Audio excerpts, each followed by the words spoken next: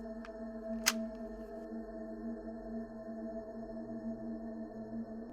I got him.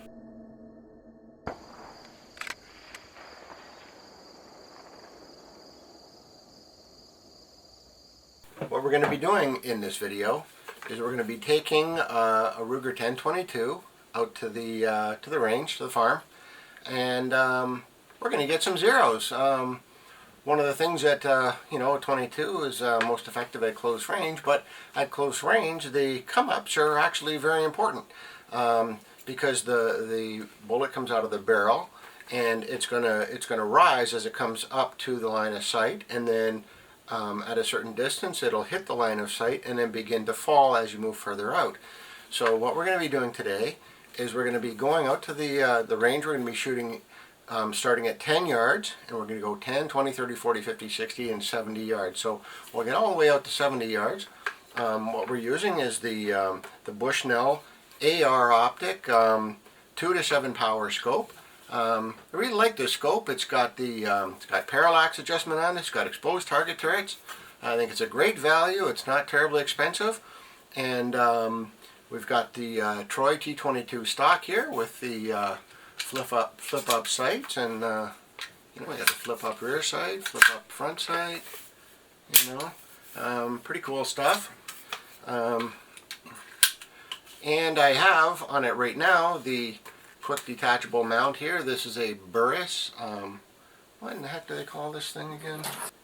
It's a Burris Pepper, P-E-P-R. Quick detachable sight. It's got a couple levers right there, which is kind of cool. Works out real well actually for this kind of a rifle, because you can take advantage of that. Take the scope off and use the pop-up sight. So perfect balance. Now going out to the range, we're actually going to be using, I don't even know what these rings are. I don't know where I got them, but I've had them. But these are fixed. They're not the quick detachable rings. I'm going to try these while I'm out there just for the heck of it. They're the same height as the quick detachable mount, so it won't change our zeros at all. In terms of what we're going to accomplish, we're going to know what our come-ups are, and since the line of sight is the same height above the bore as they are with these rings, it won't matter. So anyhow, that'll be a lot of fun. We're going to go out there. We're going to be running the Butler Creek Steel Lips 25 round magazine. That's my favorite. We're in Canada and these are legal here. Unfortunately, the Ruger the BX22 magazines are not. For some reason, they're restricted in Canada or prohibited. But we can use these. Same type of. Doesn't make any sense. I don't know. Whatever. But something about the labeling on the Ruger. But anyways, this is the rig right there. So. Gonna have a little bit of fun with it. And by the way, one thing on while I'm looking at the scope, you can see on this scope that there's a little kind of a barrel feature. I don't know if you can see that, but there's a little kind of a, what it is, it's a spring housing, and most scopes won't have that. They have leaf springs in here, but this actually has a coil spring, so it's very tolerant of being stored with the erector tube in kind of a compressed state where it's pushing against that. Erector tube moves around here. As you crank the scope down, you're pushing on the spring at the bottom and compressing the spring, but because that's a coil spring, it's actually got a little bit of stroke, so it puts less compression on the spring, and theoretically the spring's going to last longer if they calculated their spring compression ratios correctly. So that'll be kind of hopefully that lasts a long time. Another thing that kind of just, to me, it just adds to the value of this scope. Hey, I think I paid about $140 for this scope. It's really not very expensive. I paid as much for this quick detachable scope mount, to be honest with you. But anyways, it's a nice scope.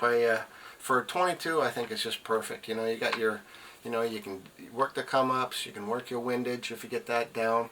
But the main thing is that you can crank it on for whatever your zeros are, and I think it's just very critical if you're basically using this kind of rifle, you're using it on small game, and or just planking, and you know, the come-ups will change considerably between about 10 and 50 yards. So you know, more than I think a lot of people realize, and that's the reason why I want to put the video out. So we'll get out to the range and we'll see what we come up with. We'll be using Remington 22 Thunderbolt ammunition today with a muzzle velocity of 1,250 feet per second, and they're 40 grain bullets.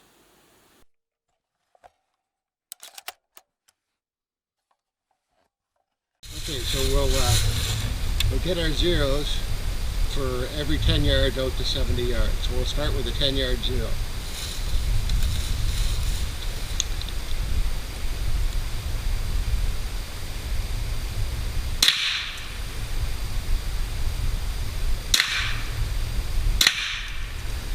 Okay, we're at zero. That's pretty much my 10-yard zero. Just from a standing position. So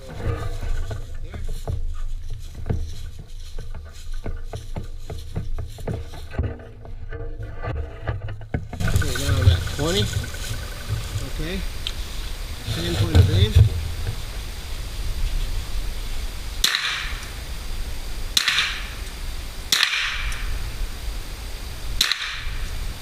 They're actually a little high from 20. So I'm going to come down a couple of clicks. Let's say I come down a minute. I'm down 1 minute.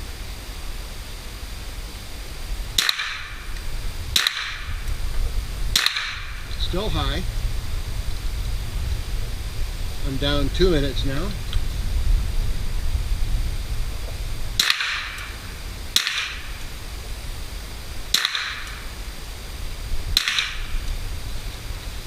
Still a little high. So down 2.5 minutes. Okay, 2.5 minutes, I'm right on. So minus 2.5 for 20. Okay.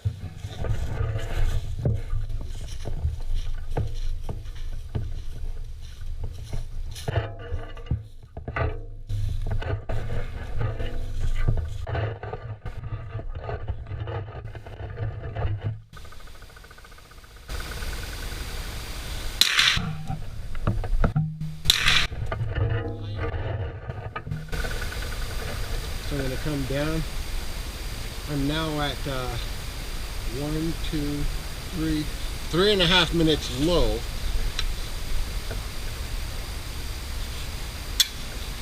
Okay, I'm out. Mag change.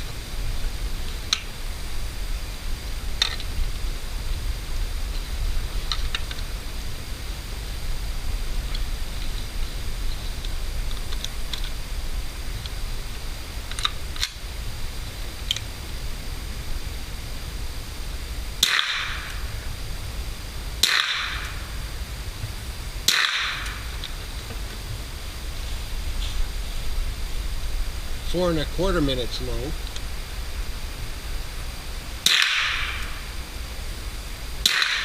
Okay, 4.25 minutes low looks about right. So we're at 10, 20, 40 now. So we set up for 4.25 low.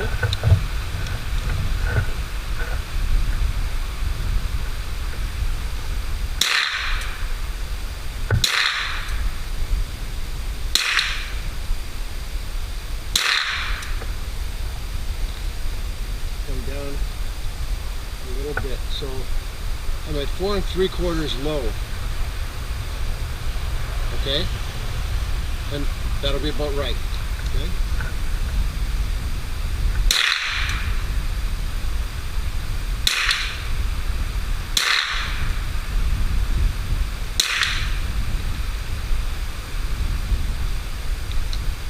I'm now 5 1/4 low.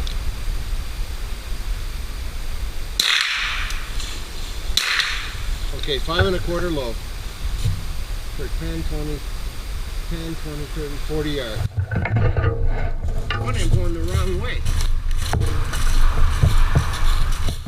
It's possibly the, It's the scope. it's a scope height is what I was going to tag. Yeah. Okay, so now we're at 50 yards. I'm 5 1/4 low from my 10-yard zero. And aim at the upper dot now. I'm gonna, oh, you know what? I wasn't changing my parallax. So I'm at 10, 20, 30, 40, 50 now. So I didn't move the parallax. I don't know if that would have had the bearing on that. Are you moving the parallax now? Did now, yeah. He did move the parallax. Yeah, now things are more clear for me.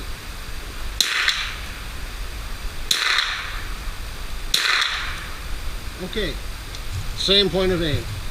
It's impacting right on. 5.25? Yeah. At 50 so I'm yards. at the top of the arc right now. Yeah. So 40 and 50 have the same zero. I'm right at the top of the arc, I'm assuming. You know what I mean? Yeah. Okay, so we'll move back down.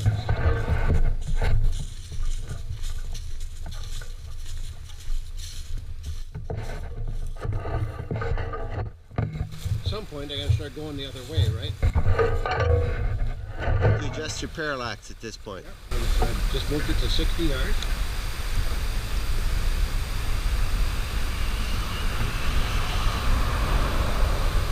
Waiting for the car to go by.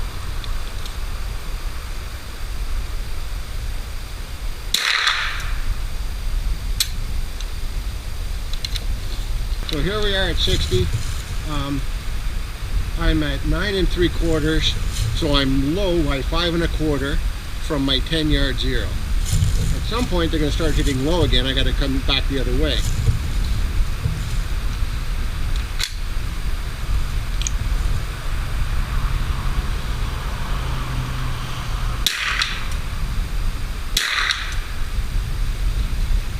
I missed, Steve. We're right on the money. Again at 5 1/4. Yeah, we're 5 1/4 low. So 5 1/4 was true to 40, 50, and now 60 yards. Correct. And you adjusted your parallax prior. Correct. Parallax is set for 60 yards.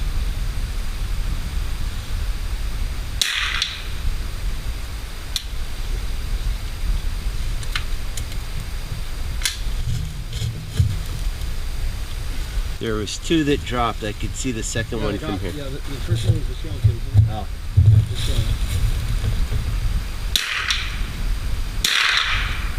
Yeah, we're pretty much right on the money. So Okay. we're at the top of the arc. Okay, so I got the parallax set to 70. Now, what is the overall range of parallax on that particular model scope?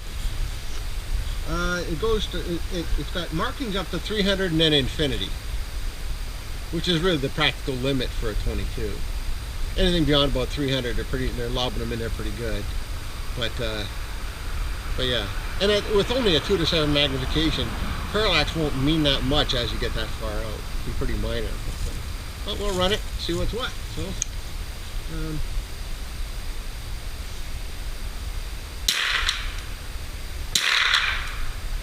Okay, now we got to come back up. Okay, we were at 5 1/4. Yeah, now I'm going to come to 4 1/2.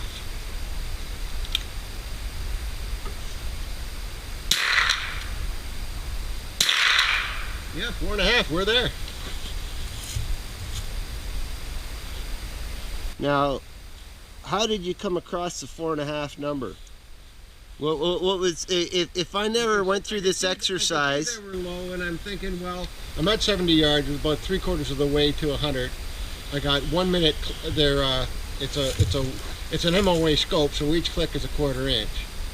So I was low about like a 1/2 inch, 3/4 of an inch. So I thought, well, I'll come back about 3/4 of a minute, and that's where I'm at right now. And those two rounds were pretty much right on top of each other.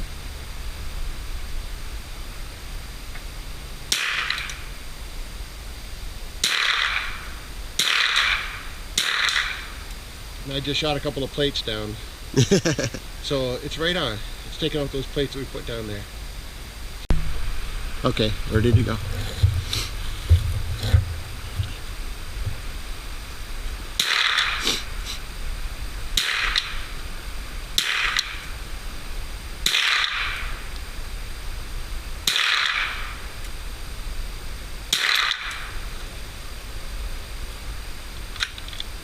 Okay, you're out? Yeah.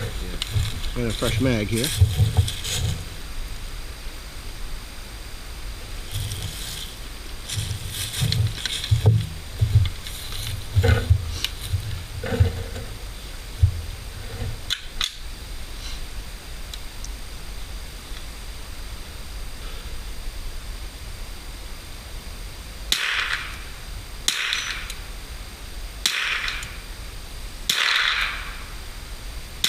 They came in low on the plates, right? Yeah. Yeah, I see, you got it. So we started with a, the camera sees this okay. We started with a 10-yard zero, then we went out to 20 yards at, we were down 2.5 minutes, then we were down 4.5 minutes at 30, then down 5.25 minutes for 40, then the same 5.25 minutes for 50, 5.25 for 60, and then we came up a little bit to -4.5 for 70 yards, which is kind of curious, eh? Like you're going the other direction with the 22. What I was really impressed at such close range. What I was really impressed with was the stability of the plane. From 40, 50, and 60 is all the same. 40, 50, and 60 is a very ideal plane. You could pretty much set at 5.25, and in a pinch, adjust with the extra little dots on the crosshairs. Good point. You know, Yeah. if it's cold, you don't want to take your hand out of your glove and make an adjustment. You could very well do that with the crosshairs. Yeah. Yeah. Yeah, that's an interesting point. So really, you know, setting to a 50-yard zero would probably be the ideal place to begin, and then go either way from there. So just to summarize, the come-ups that we found. Well, we started with our 10-yard zero. At 20 yards, we had to come down 2.5 minutes on the scope. So from 10 to 20 yards means 2.5 minutes. Like, that's a considerable change. At 30 yards, we had to come down 4.25 minutes. 40 yards, we had to come down 5.25 minutes. It was still 5.25 at 50, and -5.25 at 60 yards. And then we had to, at 70 yards, we started coming down to -4.5. So we were low at 4.5. And you can work that in reverse. So what I think that with a 22, based on the trajectories that we're seeing here, that if you were to start with a 50-yard zero, and then you could go the other way with it. So if you got a 50-yard zero, your 50-yard zero would hold at 40 yards, 50 yards, and 60 yards. And as you go out to 70 yards, you would actually be cranking up 3/4 of a minute. And then if you go from from 40, 50, and 60 would all have the same zero, and then 70 yards you would come up 0.75 minutes, and then if you're moving from 40 to 30, you're going to be coming up 1 minute. So you're coming up 1 minute from 40 to 30, but you're coming up 3/4 of a minute from 60 to 70, which is pretty interesting. So so you'd be okay. So coming up a minute, and then you'd be coming up from your zero. So if you have a 50-yard zero and call that zero, you're going to be going. So you're coming up 2 3/4 to be at to have a zero for 20 yards, and then you're coming up 5 1/4 to have a zero at 10 yards. So so that's interesting. You know, that gives you both kinds of zeros. If you want to start at zero at 10 yards and work your way up, which, to be honest with you, I don't really recommend. I think you're better off to start with a 50-yard zero, and then it's kind of a dead reckoning kind of a thing. You're always cranking up, but your 70-yard zero is almost the same as your 30-yard zero, which is kind of interesting. So, so yeah, so there you go. And you know what? The ammunition we're using at these distances, I don't really think it would much matter if you're using a semi-auto, you know, a long rifle 22 rimfire. I really don't think that it's going to matter much if it's a full load. What brand you're using, I don't think it's going to make much difference at this distance. That's going to affect your zeros. So it really won't matter if you're using, you know, CCIs or Remingtons or Federal, whatever it is. If it's a full 22 long rifle load, I think out to 70 yards your trajectory is going to be pretty much identical anyways. You're really not compensating for trajectory as much as you are just the geometry between the barrel being below the line of sight and how the bullet is traveling up toward your line of sight and where you got to be to do that. You know, from one brand to another, the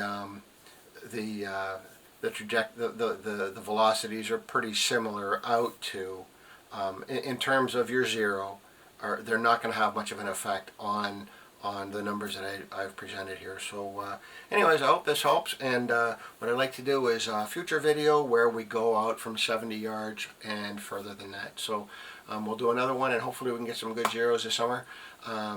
It's right now it's the end of March 2016, and we're planning to go out to a range out on the farm where we'll be able to shoot to about 600 yards, and so that'll be a lot of fun. And what we're going to do is we're going to get come-ups for the 22 out to about 300 yards, and we'll pass that on to you as well. And we'll be real specific about the ammunition we use on that video, because it will matter at that kind of distance. It's going to mean everything. And we'll get an idea what kind of vertical spread we're going to get from the various ammunition. So some ammunition will have a more consistent muzzle velocity, and they will have a flatter trajectory, a more consistent trajectory, while others are going to probably vary in velocity, and you'll find more of a significant vertical spread. So the goal is to try to get it out to 300 yards and get all our zeros for a variety of distances on the way. So that could be helpful. If nothing else, it'll be a lot of fun. So stick around for that.